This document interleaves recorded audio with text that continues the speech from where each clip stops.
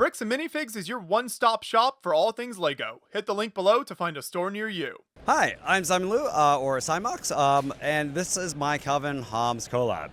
This year at Brickworld Chicago, the theme is Let's Go Exploring, which if you are a Calvin and Hobbes fan, you might know that that is the last phrase in the last comic that was ever published back in 95 or something.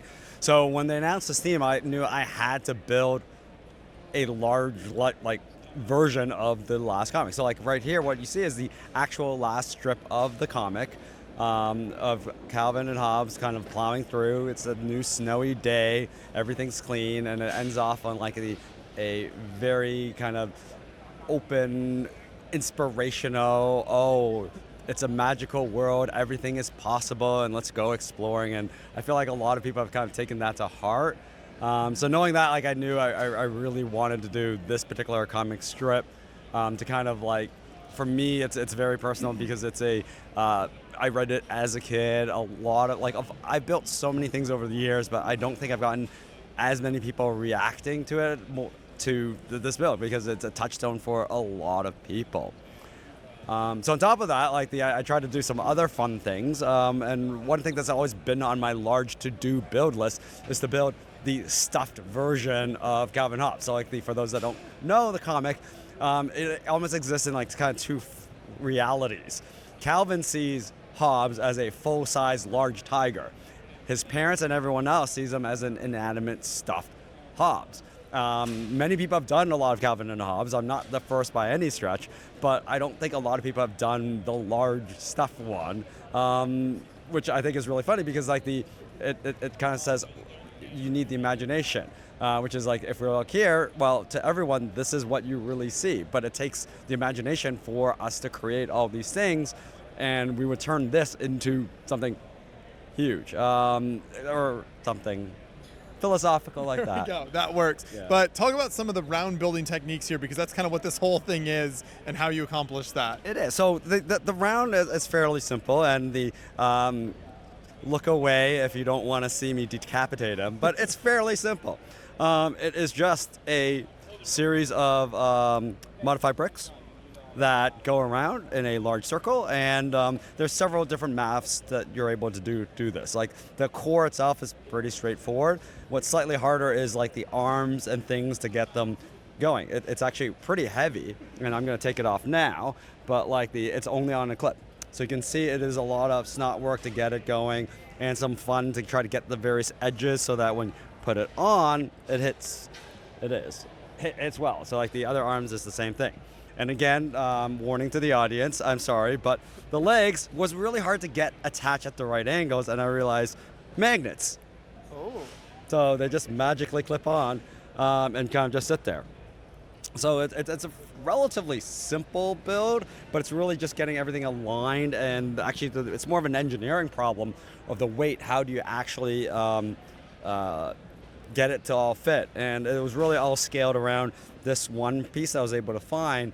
I think it's the tip of the shoe on the Adidas unprinted, or maybe something else, but it fits that perfect little Calvin Hobbes kind of vibe for that.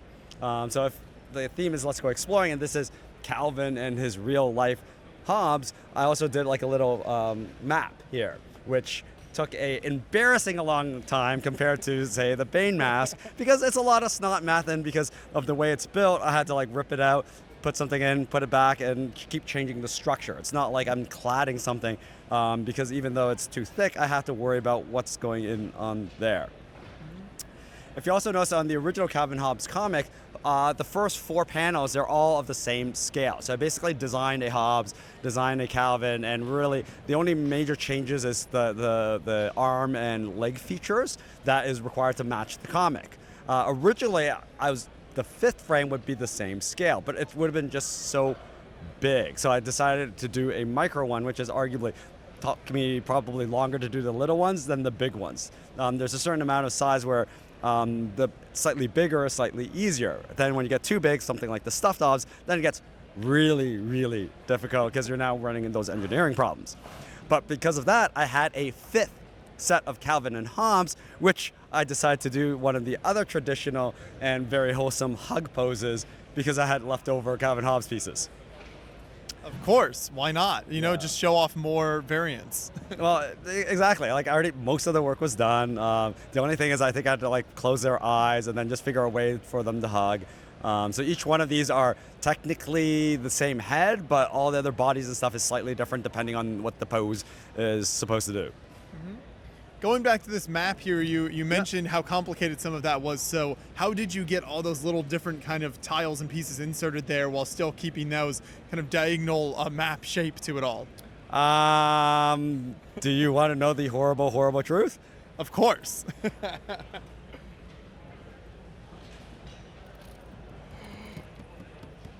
Most of it's gravity.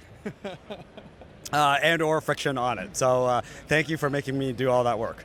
You're so welcome. Thank you for showing that. So, you know, you don't always have to have things attached. Sometimes it works best if you just set it in there. And some of them are, even though they are free floating, you can tell like the trees are still wedged in. Some of this you could you could try to lock it in even more, but the problem with that is the more you do, the thicker it is to do a lot of these weird different attachments. So like the too thick. If this was flat, I could have done it one, but because I'm doing like a folded mat, which required different angles, that necessitated the need to have it too thick. So this is why, like, for support. Otherwise, like, it'll fall straight through. Versus sometimes you'll see on where they just have a one thick snot, it can rest it on something else. So there's something slightly different for me. I don't normally do this much complicated snot, so it actually took me a lot longer than sculpting and other things because it's a combination of trial and error as well as doing all that fun snot math. Going back to the character poses that you mentioned earlier, what are some of the challenges of that? Because kind of in each frame, they're doing slightly different poses here. A lot of it was just to try to mimic the comic. Thankfully, the way that it wasn't purposely built that way, but it ended up being fairly easy to do a lot of their poses. Like Calvin specifically, it's fairly simple. Hobbes was slightly harder. One of the hardest actually ones is the first Hobbes with him carrying the sled. The sled is actually fairly heavy, so it's actually attached onto the side, and his arm is actually attached to the sled, which is attached to the side. Originally, I was trying to have it so that he could actually carry it. It would be a more dynamic angle. His other hand would grope on the other, but like that just became kind of unfeasible. So like it's a combination of figuring out what works and what looks good. I call it like the rule of cool, where even if you're copying something, you should think about what does it look good in Lego, and if it doesn't, then you kind of think about, well, maybe I cheat a little, but it'll look better than if I had copied it one-to-one. And this goes for basically a lot of my builds that I've done over the years. Is just what looks cool. Does it make sense? Does it not? Does it look cool? If so, then go for it. Because ultimately, it's about, is it a cool looking build? No one's going to come and like grade me on accuracy, I hope. No, I think that's a very good approach to it. So for people who are seeing your work here for the first time in this video, where can they find you online if they want to check out more of the many, many incredible builds you've done over the years? Sure. It's probably easiest on Instagram. You can find me, SI_Mox. I have a Ferrero Rocher Love. So you'll see would you like one actually? Wow. I had forgotten that I had this. Oh. Open it up on camera. If more people offered me chocolate at the end of every interview, my job would be so much easier. Teeth is useful for not just Lego separation, but also opening packages. But wow. There you Thank go. you so much, Simon. No Mountain Dew today, but we'll do the... We'll allow it. Yeah, yes. One for John as well. Sure. One more. There you go. Cheers. Thank you.